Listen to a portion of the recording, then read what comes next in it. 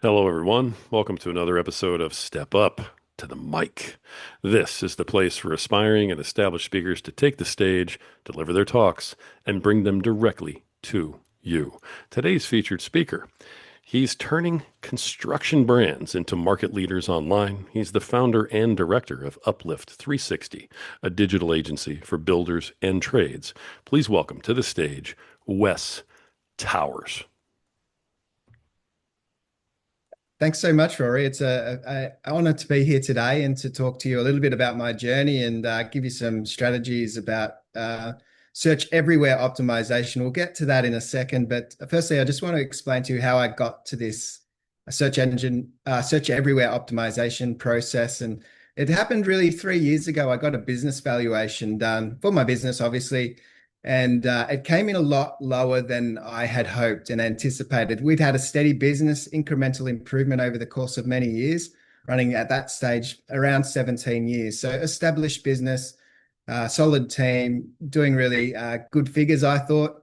But the business valuation came in incredibly low. And the reason being the valuer suggested to me that AI was a massive threat to the business. And that makes sense in hindsight and reflection. It makes a whole lot of sense. People aren't going to buy unpredictability. They want some level of certainty if they're going to invest any significant amount in buying a business, which I completely understand. But at the time, it felt like a really big kick in the teeth, a really big wake-up call. And I had to think about, okay, AI is a threat to my business, like many businesses, but certainly with what we do, websites, SEO, those sorts of things for our niche, which is trades and construction. It definitely, our whole industry is threatened. It still is to this day. So it was a real wake-up call to think about, okay, how do I implement some of the AI tools and strategies to streamline my business so I'm not left behind and the business remains viable for the long term, but also really think about what's important to me and what are my personal values and convictions and what I believe business should be and how I want to interact with the world. As a founder-based business, the values of the business really are a reflection of who I am. And it's a small business, so most of the client interactions are with me. So I wanted to really double down on who I was and those values to make sure that I stand out in what could be a really noisy and incredibly distracting world that we're living in. And we're already seeing all of that now. People are really aware. So that's how I came to search everywhere optimization. And so most of the listeners might have heard of search engine optimization. So that was an attempt to rank as highly as you possibly could for keywords. So keywords was a phrase, not so much just one word, but a phrase. So from my world, it might have been plumber Melbourne, for example. So people wanted to rank as highly as they could for plumber Melbourne and a bunch of other phrases, keywords. And so we could easily track that. So you would get your keywords, you would see where you're positioned in Google. You would see the traffic improvements as a consequence of improving the ranking. You'd see the end result, and it was easily measurable, so you could prove the return on investment. But AI has transformed that. We're using the internet a whole bunch of different ways. We're able to mass produce content. Some of it's quality, some of it's not so much. And this is what led to my search everywhere optimization. You need to show up not just in Google, but to show up in the large language models. So your brand is recognized and you're found. And it doesn't matter what industry you're in, speakers need to definitely do this as content creators because content is so easily produced at scale. And we're seeing videos that are so realistic these days. So we've got to all consider how we bring authentic value to the marketplace. So really, the first key insight that I learned through the process of discovering this stuff myself was to start with your ideas. So never go to AI if you're going to write content, for example. Don't go to AI and just say, "Hey, I want an article for my blog, for example," and publish whatever they give you. Start with your authentic ideas because there's just so much out there, and all AI can do is pull content from online spaces, and it's just the average sum total of what everyone else has said. So there's no value, and it's unlikely to ever surface in large language models or Google or anywhere else. They're all trying to produce the same outcome, to surface the very best insightful information and something that's unique and stands out. So always, in my view, when you're producing content, doesn't matter if it's about creating a keynote presentation or writing a piece or creating a video, a script, always start with your ideas first. And I like to tell people to start messy. So the way I like to do it is pull out my phone, and this is where AI can enhance the process. So I talk to my phone. I use ChatGPT. I speak to it about all my thoughts and ideas, and it can be in a messy manner. And it's a way of almost brainstorming, but having a secondary, almost person helping feedback in maybe more articulate ways, or to structure my messy concepts and thoughts. But you really got to start with your ideas and use AI to tidy it up. In my world, with trades and construction, they talk about roughing things in. So for some projects, you will just put the items in roughly and then tidy it up to refine it and make it perfect later. And that's the streamlined way of getting jobs done. But that's exactly the way I look at producing content to attract everywhere, search everywhere optimization. So roughing your content in, getting the scaffolding right. So again, talking in our niche's language, the scaffolding, the structures in place. Anything that stands out that's uniquely yours is the really key thing. So the way we like to get to that point is to name the shadow and claim your stance. And this is probably really relevant for speakers as well. So the way I go about it with clients is I'll get them just thrashing out things that they really don't like, the negative, the dark side about their industry, the things that they think everyone else is doing wrong, potentially even complaining about their competitors and what they're up to. These are behind closed doors conversations, but they're easy conversations because these sorts of that negative, the shadow type scenario, it's so easily surfaced in people once you start prodding them and giving them permission to complain effectively. So, but when you find the shadow, you can look at the light, the opposite. So the exact opposite inverse of whatever the complaint is their the positive side, and that's what they can bring to the table. So if their message is around those positive aspects that are uniquely theirs, that's a really powerful position to be in, to produce content that large language models may surface, but also Google might find as well for that search everywhere optimization process. That's kind of where it's at with the name the shadow, claim your stance. That's the way I like to look at it. I think it's human nature. Those types of negative things can easily, because they're emotional, they are easy conversation points. And I think that's a process that potentially speakers could use themselves as well, to just brain dump all the complaints about their area of expertise and what they think are the solutions, and to focus on the solutions to keep it positive. I like to, so that's the second point. The third point is to build a brand voice operating system. So what I mean by that is, I mean, back in the day for marketing and so on, you would have style guides for everything. A reputable company or a large scale company would certainly have a style guide for visual aesthetic, but also written content. So everything would be produced in the same style and manner. The challenge with that was particularly with content for the written style, you would produce a massive document to guide exactly how the writing should be, and the tone and so on, and preferences and so on. But it would be hard for the content writer, the copywriter, to stay on that message, because it was a massive document. They're trying to hold all that information in their mind, but so they would slowly deviate back to their own preferred method.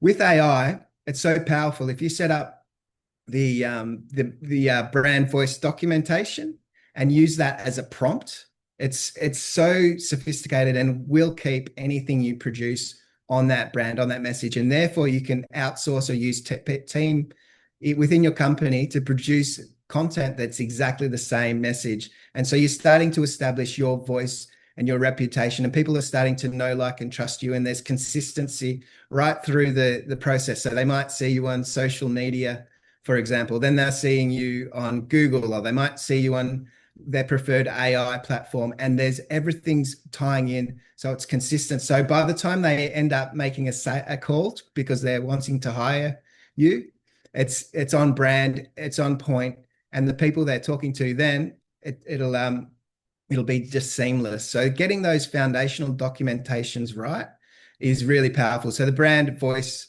operating system has really been a big shift for the way in which we're serving our clients with the search everywhere optimization. So the next one is human final cut always. So we started with the human, the rough, the messy messaging, just brain dumping things in, and then AI to clean that up. Then they've cleaned it up, but you again need to go through and do the final cut, and always introduce points of view, or contrarian points of view are powerful if you've got any in your space that you play in, but anything that's only you can share. So it might be case studies or stories or examples or projects. For us, it might be before and after scenarios that are really powerful and only you can share them. So that human cut is so much more important than anything else that you will produce in terms of the content, because it's genuinely authentically yours. So that brings me to the last key point in the process. So evolve in short loops. So I really believe in continuous improvement. So to refine and measure and test, but you get started as soon as you can, but as small as you can, because you can always tweak and adjust and think about how you can repurpose content. This podcast, for example, it can be made into reels. We use Opus Clips, which does a fantastic job of finding what AI thinks is the most compelling pieces of content within the full transcript, and it does its best to do the captions and so on, and make them compelling, and can add B-roll and a whole bunch of other things. So you're taking one piece of content that's genuinely your thoughts and ideas, and you're sharing it across platforms to get that search everywhere optimization process happening, because people are not just jumping on Google anymore. They're finding you on socials of their preferred choice. They're finding you in their large language models, everywhere you possibly can be. You want to be. Everywhere's a lot of places, but once you start to share a compelling message, the really big goal is if other people start sharing your information. And that gives you a genuine chance of showing up everywhere, because other people are sharing what you have to say, because they find it insightful and helpful, and it's in some way changing their world, and therefore they think it might change other people's worlds.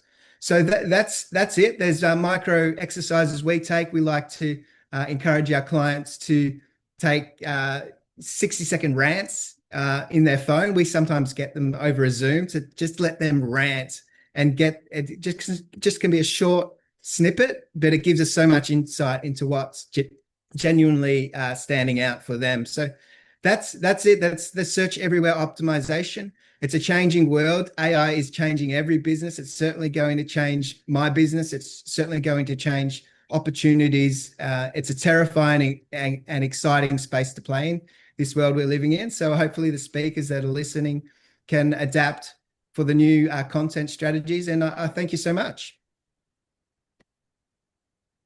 Wes Towers, everybody. Wes, that was absolutely fantastic. Thank you so very much. That was fascinating. I mean, that's an awful lot about SEO and a different way of looking at SEO. I love that. Let me ask you a couple of quick questions here during our Q&A.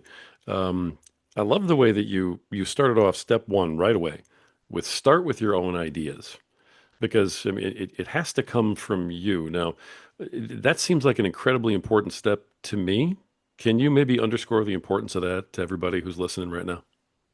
Yeah, because the risk and danger is AI produces content that reads reasonably well if it's a written form of content, and even videos, as we're seeing these days.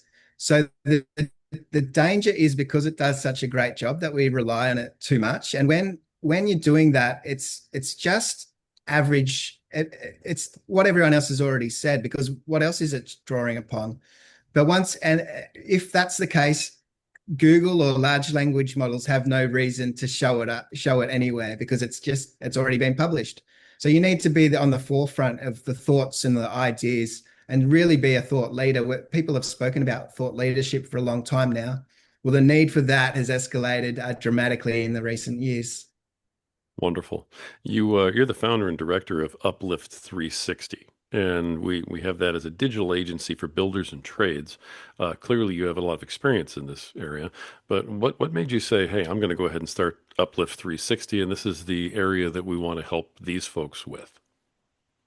Yeah, well, the niching aspect came a lot later. I just realized that the majority of our very best clients were in trades and construction, which didn't make practical sense because I'm useless at picking up a hammer or, screwing in anything like that.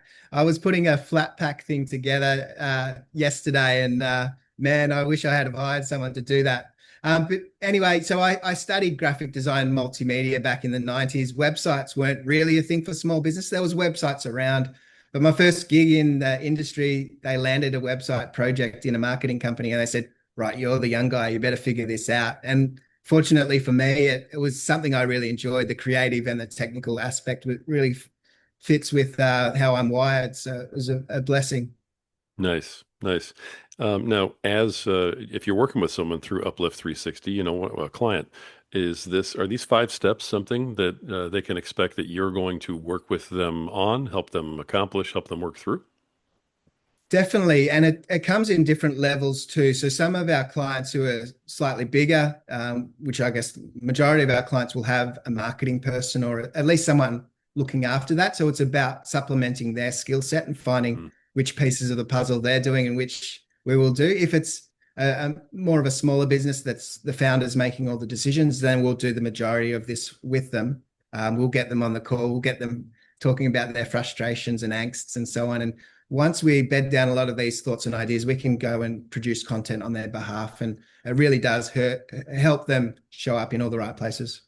nice. And so that's something that's worth noting, I think, especially for the companies that may be mid-size, is that you aren't necessarily trying to replace a marketing person that they have. You're willing to work with them and sort of train them on how to do this. Am I getting that right? Yeah, absolutely. So the majority, I would say, will take care of their social media posting. So we'll produce the blog content for them, and they'll repurpose it. We'll give them some really cool prompts and the brand voice that they can use, and then they can really quickly rework that into great blog posts. So integrate social media posts, and also if they're doing video, to give them some guidance on the tools that they can use to syndicate their information far and wide. Nice. And then, we talked about step one with start with your ideas. Is that the same thinking that's behind step four, the human final cut always? Yeah, kind of. It goes in a bit of a loop. So it starts with you, it goes to AI to streamline and help refine your message and put it into an articulate way and a structure and so on. But then that final cut really is important. So that's when you've got an opportunity to make sure it's exactly what you want to say as a final read, but also introduce some new ideas. What we find is clients will read that first that what we provide them, and they'll go, "Oh yeah, that relates to a project that we've just finished," and so they'll introduce a story based on that case study example. And so just having that rough or that draft ready for that final cut. Oftentimes it's the client doing the final cut, so the marketing person within the entity. That's great. That's absolutely great. All right, Wes, how can people reach you? They've heard your talk. They're very interested in getting to know this business better. They have a lot of things they want to work with you on. How can they reach Wes Towers and Uplift 360? Yeah, so uplift360.com.au is the website. We're Australian, but we do support companies globally as well. So don't be scared that we're in Australia. You can book a meeting with me in person or over Zoom. But if there's anything that's sort of resonated with anyone today, happy to chat through how that might work for their own circumstances. Sounds fantastic. All right. I appreciate you coming on. And it was an absolutely fantastic talk. He's turning construction brands into market leaders online, folks. He's the founder and director of Uplift 360, a digital agency for builders and trades. Wes Towers, thank you so much, brother, for being on today and for delivering such a fantastic talk for everybody. It was really great having you here.